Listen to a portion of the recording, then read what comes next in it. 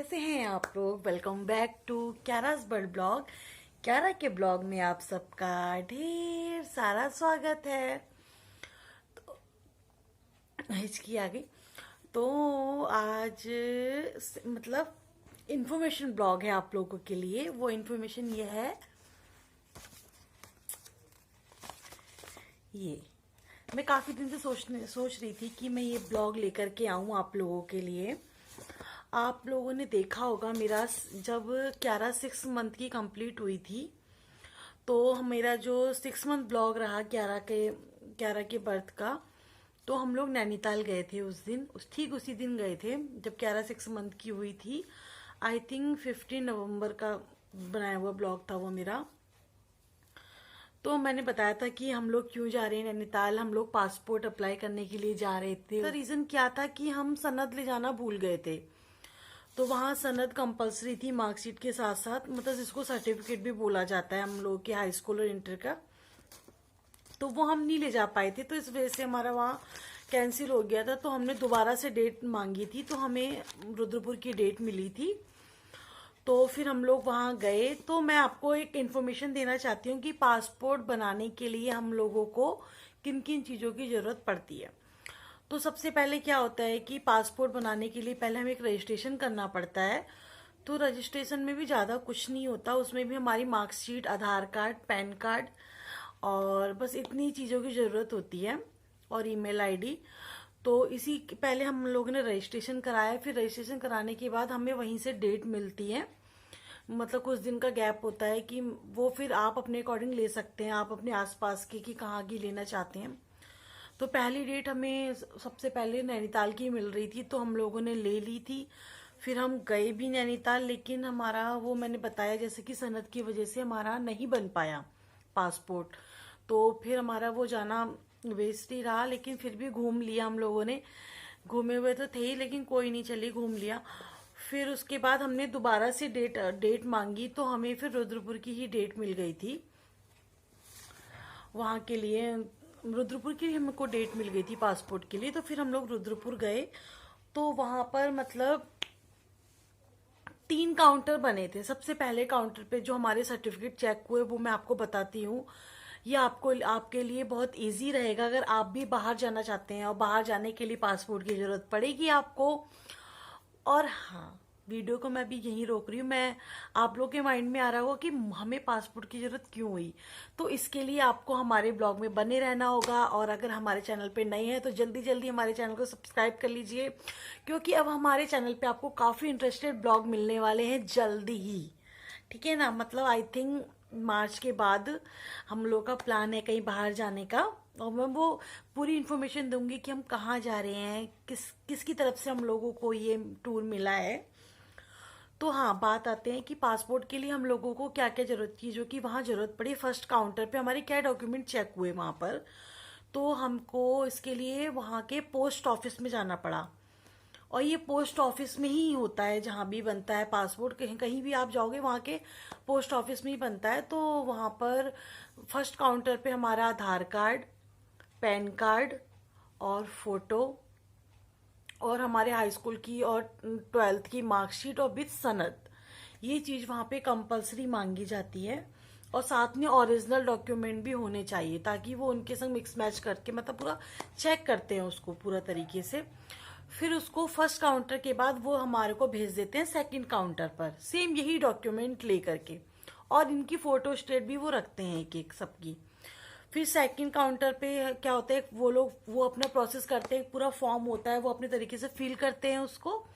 और आपसे पूछेंगे, आप पूरा मतलब एड्रेस वगैरह, नेम वगैरह सब मैच करते हैं वो दोबारा से वहां पर, और राइट करते चले जाते हैं जो मैच मैच होता है। उसके बाद वो फिर आपको 1 घंटे के लिए रोक देते हैं कि आपको बुलाया जाएगा, बाहर बैठिए, आप वेट करिए। फिर 1 घंटे के बाद आपको बुलाएंगे, तो वो आगे का प्रोसेस होगा। तो फिर उसमें थर्ड काउंटर पे क्या होता है कि थर्ड काउंटर पे आपके फिंगरप्रिंट्स लिए जाते हैं। फिंगरप्रिंट्स लिया था या थंब लिया था, ओनली थंब लिया, हाँ थंब लिए थे, दोनों दोनों थंब लेंगे वहां पर। और जो हमारे पासपोर्ट पे फोटो लग कर आती है वो वहीं क्लिक होती है उसी समय हैंड टू हैंड। मेरे साथ तो क्या हुआ, एक मतलब कि उन्होंने कहा कि चलिए बैठिए आपकी फोटो क्लिक होगी, मैं ऐसे सीधे बैठ गई। तो मुझे नहीं पता, मेरे को लगा कि स्माइल क्या करनी, सिंपल फोटो क्लिक होगी, मैं एकदम ऐसे सीरियस मोड पे बैठ गई। तो वो सर मेरे से बोले अरे स्माइल तो करिए, आपके पासपोर्ट में आनी है ये फोटो, थोड़ा स्माइल के संग पोज दीजिए। मेरे को फिर मैंने कहा सर मुझे लगा कि आप डांटेंगे कि ये कोई फोटो शूट थोड़ी चल रहा है जो कि स्माइल के साथ, मैं तो एकदम सीरियस ऐसे बैठ गई। तो बाद में उन्होंने कहा नहीं स्माइल दीजिए, ये फोटो आपके पासपोर्ट पे आनी है, अच्छा सा फेस आना चाहिए। तो फिर मैंने खुल के स्माइल दी तो बहुत अच्छा फोटो आया है। मैं दिखा नहीं सकती, मना कर रहे थे कि नहीं दिखाया जाना, दिखाते हैं, लेकिन मैं ऐसी बाहर से दिखा देती हूँ आपको। ये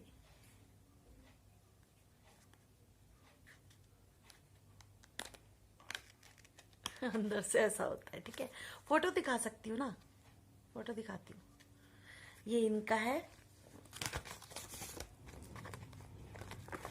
और ये मेरा है, हम दोनों का पासपोर्ट बनकर आ गया।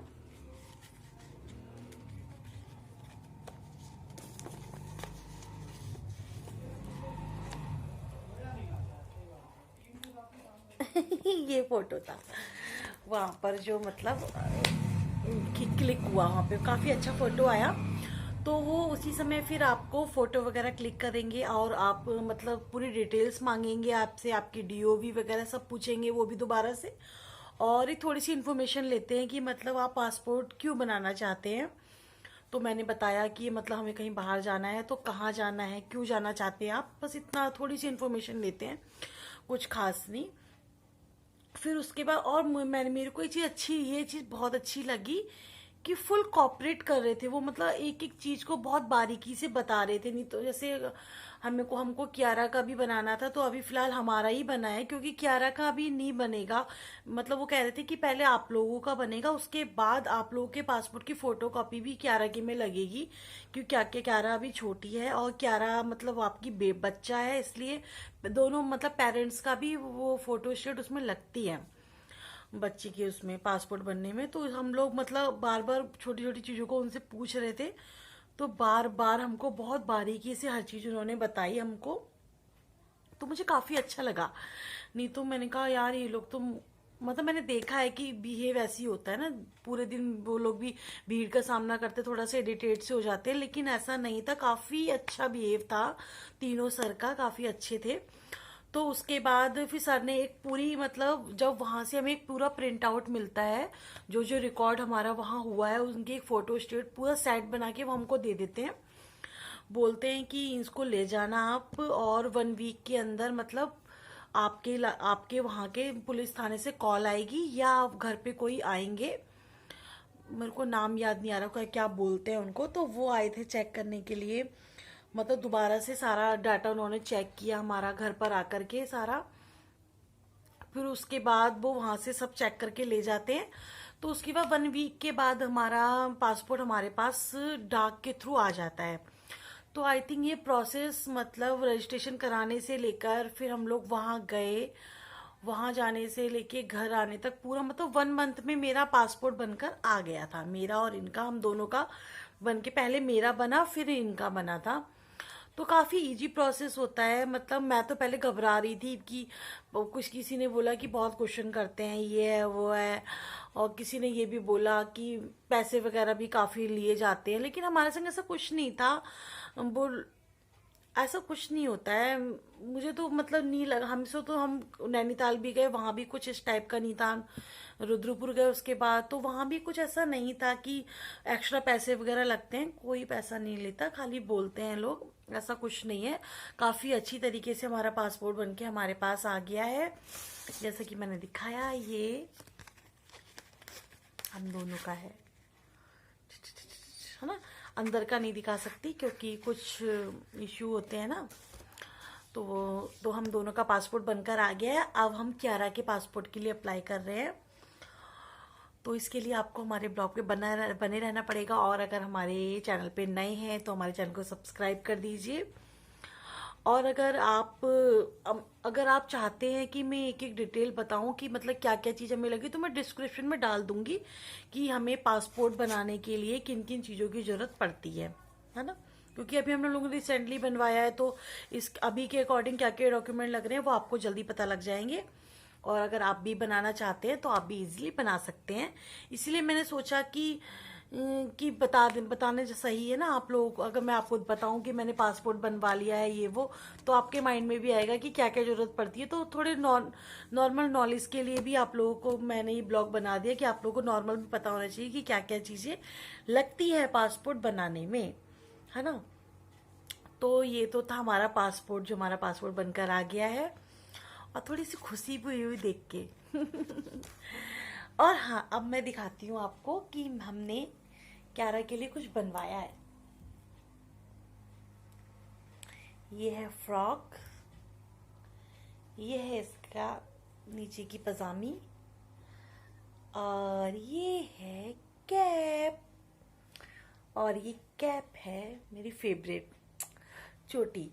तो ये मैंने बुना नहीं है, ये हमारे वहां पर एक दीदी हैं, तो उन्होंने मशीन ली है स्वेटर बुनने वाली। ये हाथ से बुना हुआ नहीं है, मशीन के द्वारा बुना गया है बिल्कुल, लेकिन लग रहा है बिल्कुल कि हाथ से बनाया हुआ है सिलाई से, लेकिन ये मशीन से बनाया है दीदी ने।